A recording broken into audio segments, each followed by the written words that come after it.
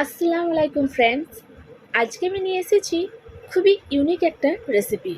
জানি না আপনারা কখনো এভাবে বেগুন ভর্তা খেয়েছেন কি না। তো রেসিপিটা হচ্ছে বাটার বেগুন ভর্তা।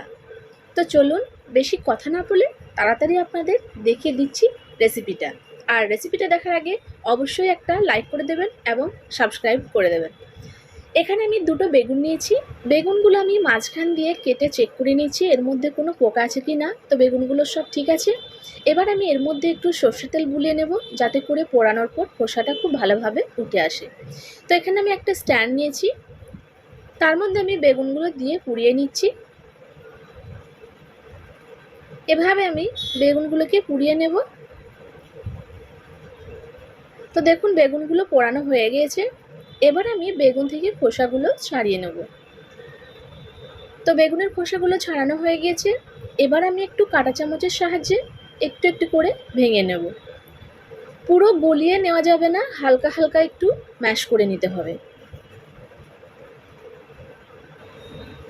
বেগুনগুলো ম্যাশ করা হয়ে গেছে, সাইডে রেখে দিচ্ছি। এবার আমি কড়াইয়ের মধ্যে দিয়ে দেবো 4 টেবিল চামচ বাটার।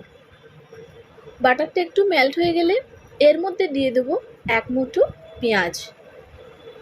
পেঁয়াজটাকে এভাবে নেড়ে চেড়ে হালকা একটু লাল হলে এর মধ্যে আমি দিয়ে দেব টমেটো।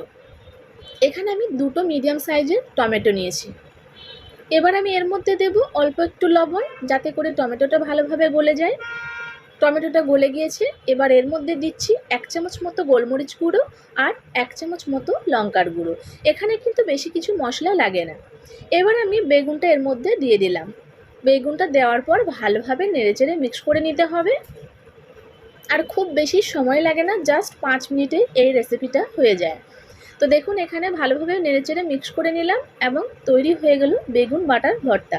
আর এটা গরম গরম রুটি বা ভাতের সাথে খেতে ভীষণ ভালো লাগে। আপনারা অবশ্যই বাড়িতে একবার ট্রাই করে দেখবেন। আশা করি আপনাদেরও ভীষণ ভালো লাগবে। তো ফ্রেন্ডস, আজকের রেসিপিটা কেমন লাগলো? আশা করি ভালোই লাগবে।